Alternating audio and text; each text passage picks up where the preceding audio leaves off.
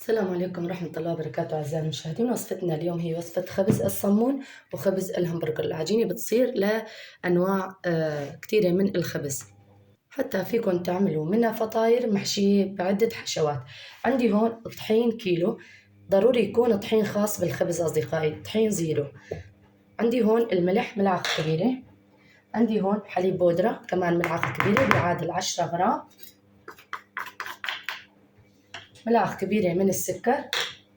هلا عندي هون 20 غرام من الخميرة الفورية بيطلعوا هيك. لا، رح اخذ الملعقة بهزها هيك، هاي ملعقة، لاحظوا معي ال20 غرام بيطلعوا تقريبا معي ملعقتين هيك، هزيناها هز ملعقتين كبار. عندي هون اذا في محسن نستخدم 5 غرام، ما نكتر. واذا ما في محسن، بديل المحسن كلنا بنعرفه، الخميرة الخاصة بالحلويات، البيكنج باودر. هاي بنضيف كل المكونات مع بعض، خطوة كتير سهلة وبسيطة. بنحرك كل المكونات،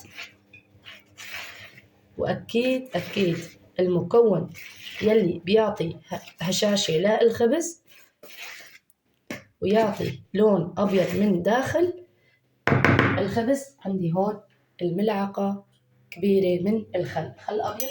إذا ما توفر عندكم الخل الأبيض بتضيفوا خل التفاح. عندي هون المي تكون مسقعة، هون معي قطع بوز، لاحظوا المي تكون متلجة كتير. رح أضيف المي بالتدريج، أنا عندي هاي كمية صغيرة من المي، لسه في عندي مي بدي أضيفها بالتدريج. العجينة ما تكون طرية وما تكون قاسية. رح نشوف مع بعض الخطوات. هون الطحين الأبيض الخاص بالخبز أصدقائي بيسحب سوائل كتير، لاحظوا ناشفة كتير. هلأ رح أضيف بالتدريج وأعجنها، نشوفكم بالمرحلة الجاية. هلا هون أصدقائي بالنسبة للمي المتلجة، ليش نحن بنستخدم المي المتلجة؟ عادة كلنا بنعرف أثناء العجن الطحين بيحمى، لهيك ما نريد العجين بيحمى، لهيك بنضيف قطع ثلج معه. وإذا ما توفر قطع الثلج فيكم تستخدموا المي المتلجة. هلا هون أصدقائي لاحظوا قوام العجين يكون بهذا القوام، ما بيلتصق بالإيد، ما يكون طري وما يكون قاسي. لاحظوا يكون نوعا ما قاسي، لاحظوا هيك لازم يكون. هلا بنضيف تقريبا قدر ملعقة كبيرة من الزيت أو ملعقتين، رح نعم فيها العجين وارجع لكم. نقطة زيت، ما نكتر، بندهن هيك بهذا الشكل. عندي العجينة هون بعد ما نعمتها، لاحظوا العجين قوامه شلون بيكون، لاحظوا أثناء التقطيع شلون بتكون بهذا الشكل. كل قطعة رح ناخد وزن 80 غرام أو 100 غرام، الوزن من 80 فما فوق أصدقائي، الوزن حسب الرغبة. كل ما تكبروا الوزن تكتروا الوزن، بيطلع حجم الحبة الصمون أو البرجر كبيرة. هلا هدول رح أتركهم 10 دقائق يرتاحوا ونرجع لكم.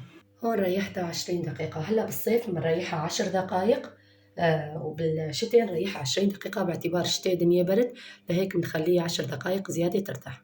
هلا هون رح آخذ حبة وخلي ايدي ثابتة هيك وبس بحرك بهالطريقة هاي، خلي ايدي هيك تكون سريعة حتى تطلع معي الطابة او الكرة كتير مزبوطة، ومن السفل تطلع الفتحة بهالشكل هاد. لاحظوا هيك صارت تمام.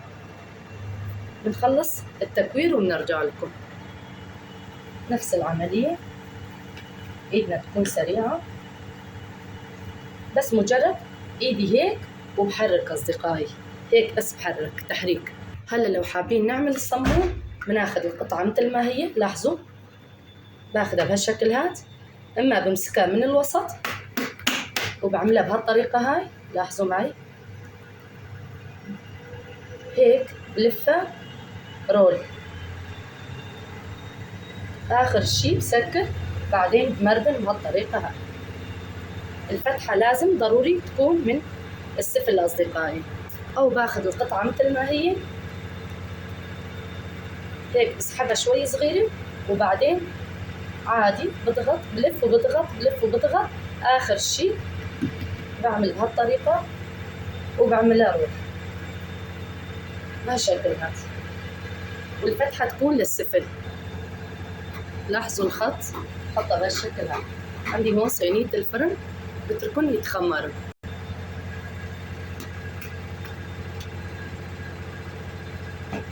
بهالشكل هاد أصدقائي. مردنا آخر شي، والخط للسفل يكون. لما أحطه بصينية الفرن كمان تكون الخط للسفل.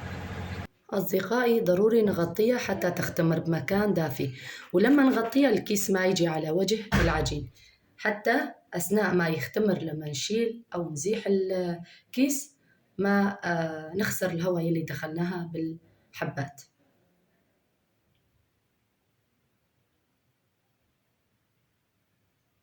بالنسبة لعجين التوست راح أفردها هيك بالإيد شوي، ونفس مبدأ عملية الصمون راح لفها بهالشكل هذا.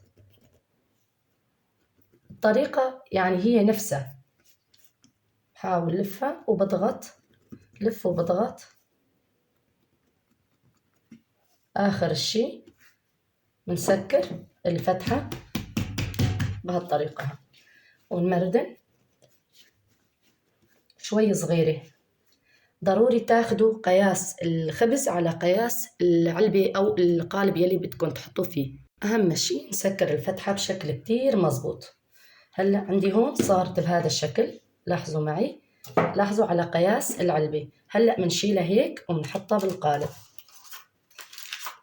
بعد ما نحطها بالقالب بنضغط عليها شوي صغيرة حتى تاخد شكل القالب. نضغط عليها بشكل متساوي. نفس العملية من هذا الطرف كمان، نحاول نمدها وساطة اليد. هيك صارت تمام. هلأ بالنسبة لهالحبات كمان بنضغط عليها شوي صغيرة بهالطريقة هاي. لاحظوا معي يا دوب هيك شوي. إذا حبيتوا ما تطلع الحبة هيك كتير نافشة فبتضغطوا عليها، إذا حابين تخلوها مثل ما هي تنفش كتير فتخلوها مثل ما هي.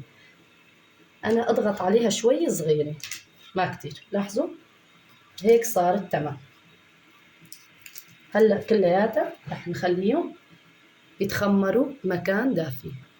شوفكم بالمرحلة الجاية. بس نقطة كتير مهمة بالنسبة لخبز التوست، بتخلوا العجين يصل للثلث القالب، ما يصل للنص كمان، حتى ما يطلع معجن من الداخل. أصدقائي طريقة تغليف القالب سبق نزلتها على القناة، فيكم تشوفوها. هلا هون أصدقائي اختمروا، بنحطها بكل هدوء حتى ما نخسر الهواء يلي دخلناها.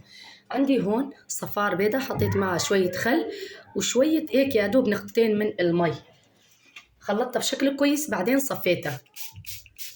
فيكن وساطة الفرشاية تساووا، فيكن بالبخاخ كمان تساووا، بل البخاخ بيكون أحسن. عندي هون حبة السمسم المحمصة حسب الرغبة. عندي هون سمسم غير محمص، سمسم ني، الاختيار لكم. هون في عندي حبة البركة، يعني حسب ما بترغبوا، الذوق بيرجع لكم. هلا على فرن حامي مسبقا حتى يستوي. بشوفكم بالمرحلة الجاية أصدقائي.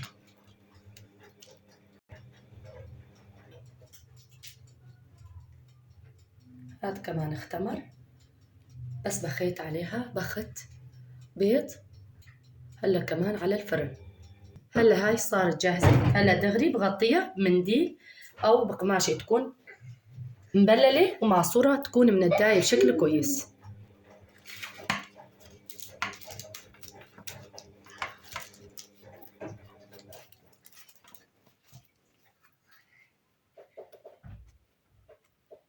كتير هشة وقطنية. شوفكم مرحلة التقديم.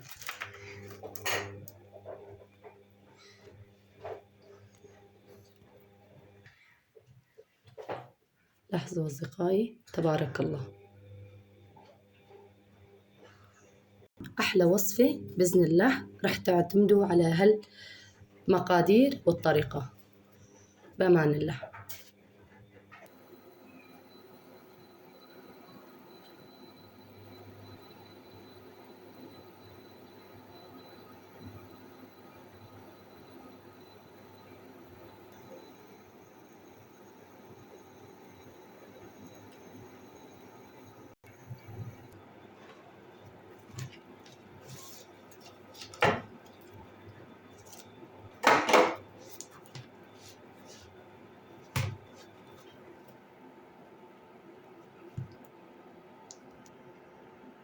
بالنسبة للخبز إذا كان سخن ما يصير تقطعوه، بس أنا لأني مضطرة حتى تشوفوا من الداخل شلون الخبز صاير. اسمعوا الصوت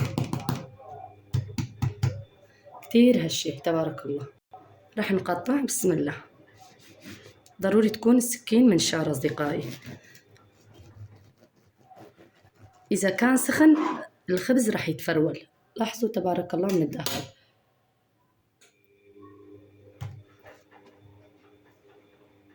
لاحظوا المسامات،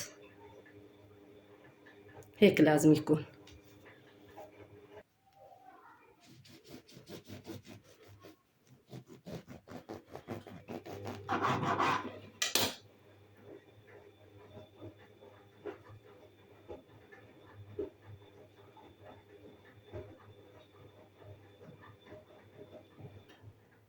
هاي بس تبرد تماما راح أغلفها بالكيس وحطها بالفريزر. متى ما حبيت بطالعها وعادي بستخدمها.